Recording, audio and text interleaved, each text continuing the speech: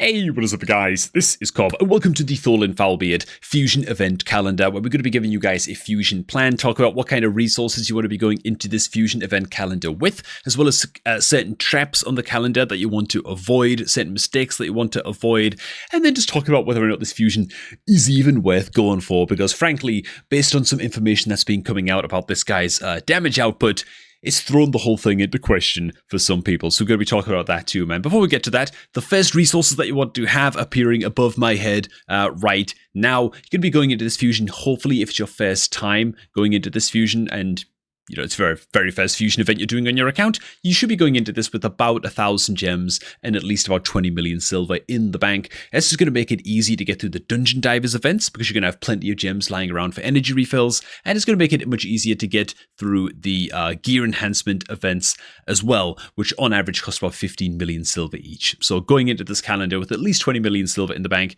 is recommended so that those events aren't going to, take you out. And because we are going to be farming up rare champions and, of course, epic champions, we are going to be needing all kinds of ascendancy potions as well so that we can actually fuse all these guys together into the champion we are looking for. And so that is going to be this amount of void potions that you can see above my head right now, and then 24 superior magic potions, as well as 80 greater potions as well, in total required to do all of the champion ascension on these fusion component champions to get yourself Tholin at the end of the fusion. Before we hop into the calendar itself real quick, if you're looking to start off a new Raid Shadow Legends account, make sure that you get that done using my beginner promo link, which is down below at the top of the video description box. If you're skipping on this fusion, maybe now is a great time for you to create a new account.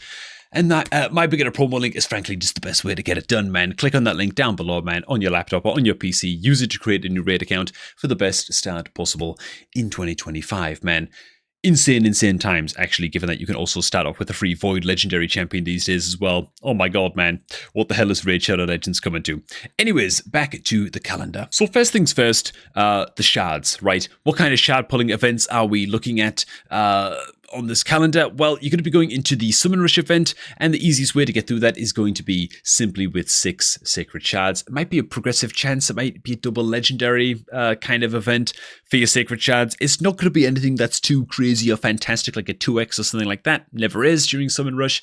6 Sacred Shards will get you through Summon Rush just fine, nice and comfortably. You can also get through this event with 5 Sacred Shards and 500 Mystery Shards. That's the way you can do it if you're a little bit low, or 4 Sacred Shards and 1,000 Mystery Shards.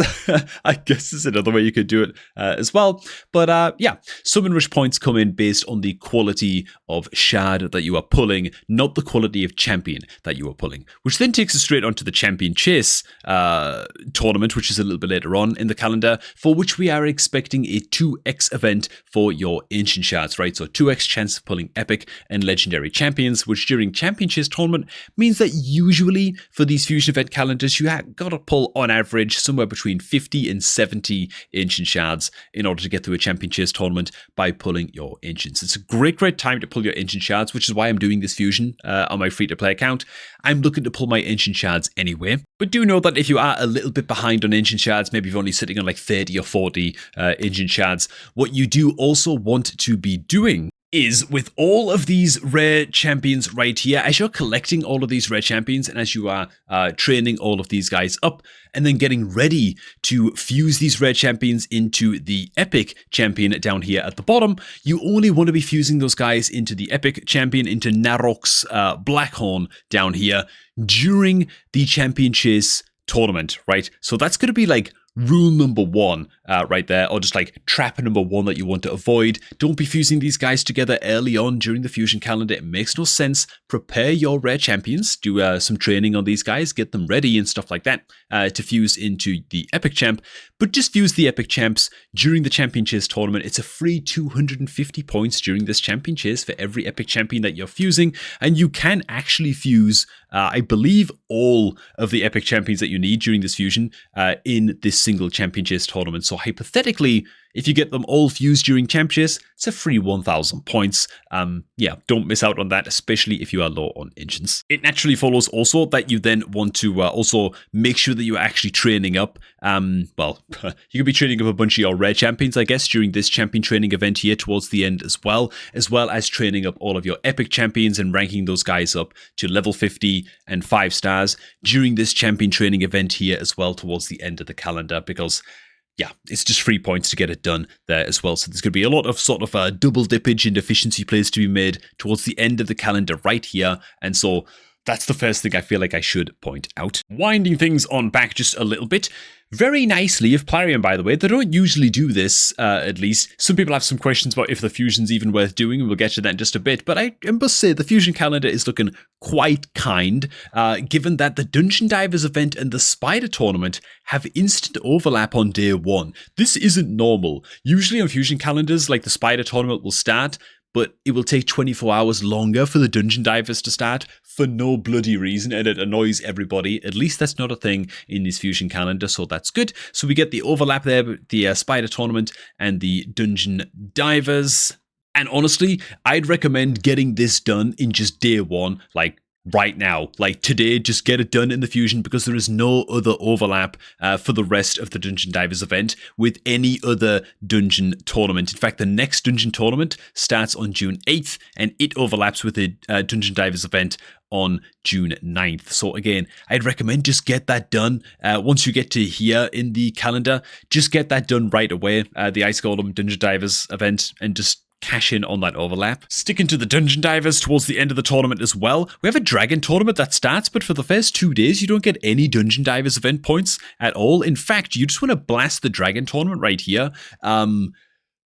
On the final day of the Dragon Tournament and get all your points done in that Dragon Tournament as it overlaps with the Dungeon Divers event right here. So again, a little bit weird, a little bit squiggly, a little bit of a crazy event cluster here going on towards the end of the calendar to just be very, very careful of. And then we have some Finite Tournament overlap with the rest of the Dungeon Divers event starting right here, so you can get that done at your leisure. Now, you will also notice as well that we have, of course, the extra Summon Rush event down here, which if you are going to be pulling extra Sacred Shards during your Summon Rush, you can pull, like, I think it's like an extra 3 or 4. I actually can't remember. I'm just making this up completely. I think it's like maybe an extra 4 Sacred Shards. Maybe it's 3 or 4 Sacred Shards during the Summon Rush event. You can actually just unlock a free Epic Champion right here as well during the Summon Rush, and that means that you can skip a few events towards the end because, yeah, one of the Epic Champions is worth 4 of the Rare Champions, so that's a few events right there that you can skip if some of them just feel a little bit annoying and a bit inefficient for you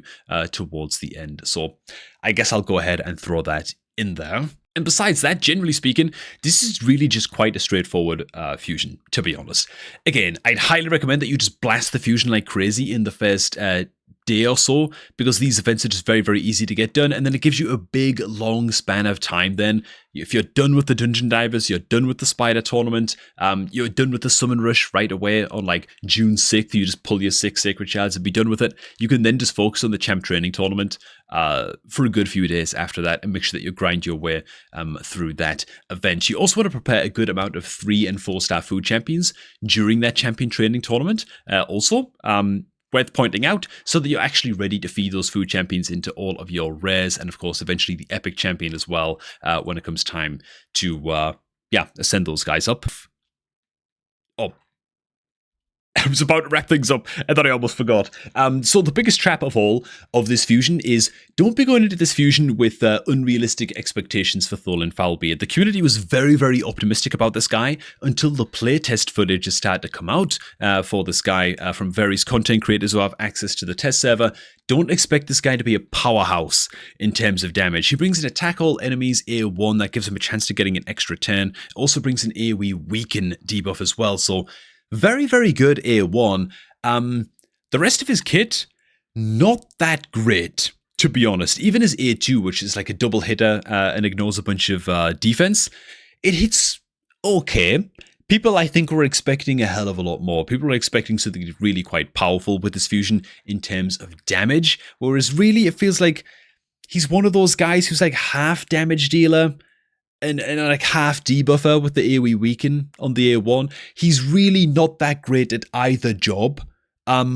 And he's a little bit of a catch-all. He almost reminds me of like the epic champion Tholin, who brings like a AoE decreased defense, attack all enemies on a A3, but she also has an attack all enemies on a A2 that like increases the duration of enemy debuffs, and she's an attack champion, but she doesn't do crazy damage, but she's a debuffer at the same time, and again, she's kind of got like, just a bit of like a hybridization going on in her job. That's kind of what Tholin is starting to remind me of a little bit already. As for me, I am going to be going for this fusion on both my free-to-play and my main account. My free-to-play, mostly because I just want to pull the shards and I just want the progress and, that's it really. And on my main account because, well, I have more than enough resources to do it. And I skipped last month's fusion. Actually, no, I didn't. I just did it randomly. But whatever, man. It's not that much effort for me to do this fusion on my main account. I also wouldn't rule out the possibility that this guy could get buffed in future. His damage actually seems that kind of lackluster. But even if he doesn't, you know what? I'll try and find some use for him in like a bloody stun set, Faction Wars hard mod or something. My dwarf faction kind of sucks, and so